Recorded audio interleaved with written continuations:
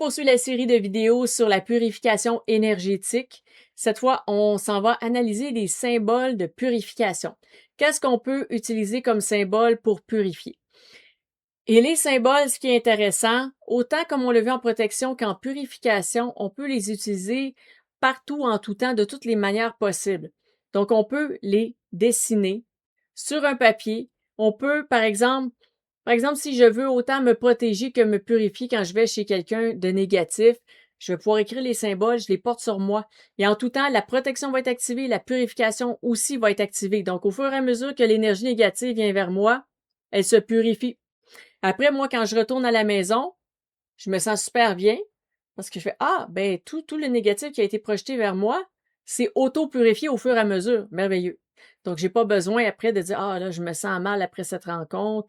Je me sens pas trop bien d'avoir été là. Je suis drainée, j'ai de la fatigue. » Non, tout est beau parce que j'avais mes symboles de protection et purification avec moi. Donc, ça, c'est une possibilité. Si vous voulez que une pièce chez vous reste vraiment très purifiée ou que ça fasse partie de votre hygiène énergétique, de mettre des symboles de purification dans une pièce, dans votre maison, dans votre véhicule, où que ce soit, au travail même aussi, s'il y a des collègues un peu dérangeants, et vous dites, ben moi, j'aimerais ça que au moins ma zone de travail, elle s'auto-purifie, ça va me faire du bien. Eh bien, on peut les tracer aussi sur des objets ou quoi que ce soit, des papiers, et garder ça aussi au travail. On peut bien sûr les symboles, encore une fois, même si je l'ai dit en protection, je le redis, parce que je ne sais pas si vous avez déjà vu l'autre série. Donc, on peut les utiliser en visualisation. Donc, je peux tracer aussi avec mon doigt. Purification, je fais une purification d'Agaz. Je fais une purification d'Agaz, d'Aeg. Je fais la purification avec la rune. Je peux la projeter par visualisation sur les murs. Je purifie la pièce. Je projette la rune sur les murs. Je projette la rune sur la maison. Je purifie la maison. Donc, vous projetez le symbole sur la personne, l'objet, l'animal, le lieu que vous voulez purifier. C'est ça qui est super intéressant avec les symboles. C'est facile, ça se fait super bien. Il suffit de voir le symbole, de le projeter et de mettre une intention et de lui dire vraiment quelle action est-ce qu'on veut qu'il fasse. Je veux qu'il purifie telle chose, tel truc pour telle raison. Et là, ça va activer le symbole, ça va lui permettre de faire agir sa magie. Alors maintenant, 3 symboles. On va en voir 3. Ils sont très différents. Donc, s'il y en a un qui vous parle pas, ben peut-être que l'autre va vous intéresser. Donc, on y va avec, j'ai choisi dans le fond d'aller avec une rune, un symbole plus de la magie, la sorcellerie, et l'autre celtique. Donc, c'est sûr qu'il y en a un qui va vous parler plus. Personnellement, moi, les runes, j'ai un très grand attachement avec ça. Donc, je commence avec la rune. Donc, la rune de purification, vraiment, pour moi, la plus efficace, ça va être Daeg ou Dagaz. Les runes ont toujours plein de noms différents. Donc, ça dépend comment vous l'appelez. La rune, c'est la rune de la lumière du jour. Donc, c'est vraiment une lumière qui éclaire tout et partout, là. Il n'y a plus de zone d'ombre. Donc, la purification, c'est un peu ça l'idée aussi quand on purifie un endroit. On veut projeter la lumière partout. On veut que tout soit lumineux et tout soit beau, tout soit propre. Et ça, c'est la rune vraiment du soleil de midi, là. C'est le soleil parfait, central, qui éclaire tout. C'est ça, sa symbolique, ce qu'elle représente. Donc, ce qu'elle va faire, elle va tout clarifier les énergies. Elle va tout dissiper les mauvaises énergies. Dans le fond, dans sa symbolique, c'est qu'elle apporte le renouveau, la clarté et la fin de l'obscurité. Il n'y en a plus d'obscurité, il n'y en a plus de zone sombre. C'est terminé.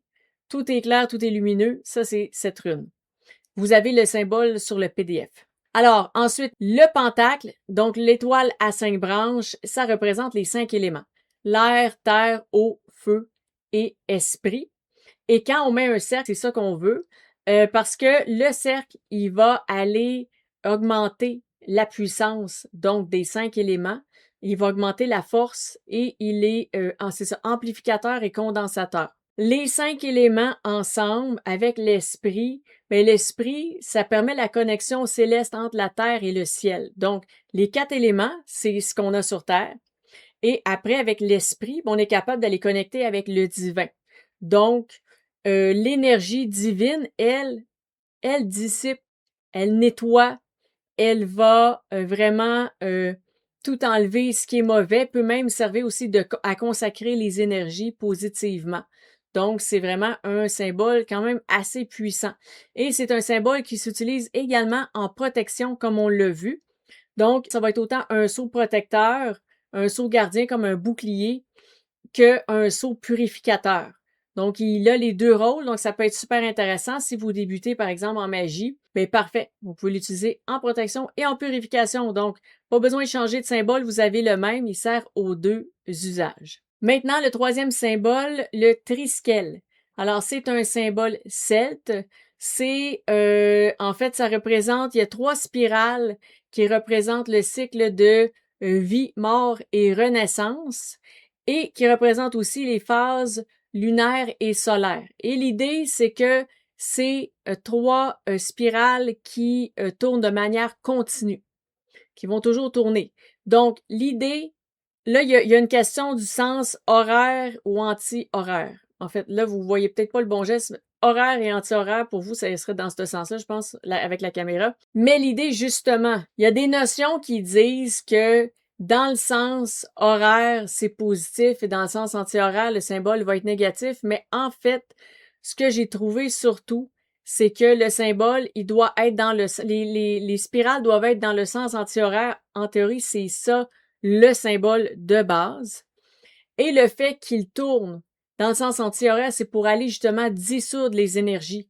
C'est pour enlever. C'est exactement comme quand on fait, par exemple, dans n'importe quel rituel ou, entre autres, dans la magie de la cuisine, quand on va brasser dans le sens des aiguilles d'une montre, c'est pour amplifier.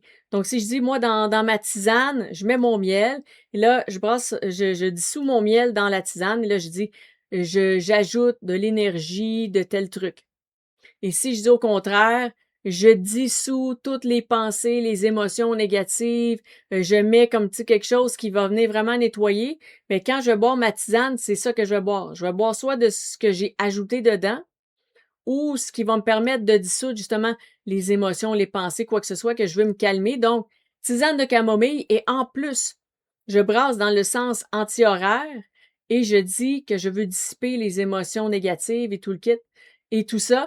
Et là, je bois et ça va avoir un double effet parce que la camomille va avoir son effet et en plus, le geste de magie de la cuisine va avoir son effet aussi. Donc, pour moi, ici, le triskel, c'est sûr que c'est discutable selon les sources que vous allez trouver. Moi, la manière de l'utiliser, c'est vraiment dans le sens que j'ai mis sur le PDF, le dessin, comme il est, c'est comme ça. Et pour l'utiliser, on va le visualiser dans le sens anti-horaire. Donc, pour vous, ça serait l'autre côté. Bref, vous savez c'est quoi le sens horaire et le sens anti-horaire. Je suis désolée avec la caméra, c'est pas nécessairement évident. Donc, vous allez le faire je prends pas mes mains, vous allez le faire dans le sens anti-horaire pour dissoudre les énergies négatives. Ça va être super puissant. Vous l'essayerez, vous verrez. Alors, ça fait pas mal le tour de ce que je voulais vous dire par rapport à des symboles de purification. Si vous avez des questions, des commentaires, mettez-les au bas de la vidéo. Ça pourrait permettre d'aller détailler justement certains petits aspects comme ça. Si vous avez aimé, je vous invite à cliquer sur j'aime parce que ça dit à l'algorithme que c'est du contenu intéressant et ça me dit à moi que vous avez trouvé ça intéressant. Donc, ça peut me permettre d'en faire plus sur ce type de sujet, donc justement la purification. Si vous pensez que ça peut aider quelqu'un dans sa pratique, de connaître quelques symboles de plus justement pour aller purifier, peut-être que la personne a besoin de faire une grosse purification chez elle, ces symboles-là peut-être vont pouvoir ajouter quelque chose de très intéressant, en plus des autres notions qu'on va voir plus tard. Donc, je vous invite à lui partager la vidéo. Si vous n'êtes pas déjà abonné, je vous invite à le faire parce que vous allez être avisé quand les nouvelles vidéos vont sortir. Et on n'a pas terminé la série de vidéos sur la purification énergétique. En plus, qu'il va y avoir toutes sortes d'autres contenus ésotériques variés. Donc, je vous invite à vous abonner. Et pour l'instant, moi, je vous dis qu'on se revoit dans la prochaine vidéo.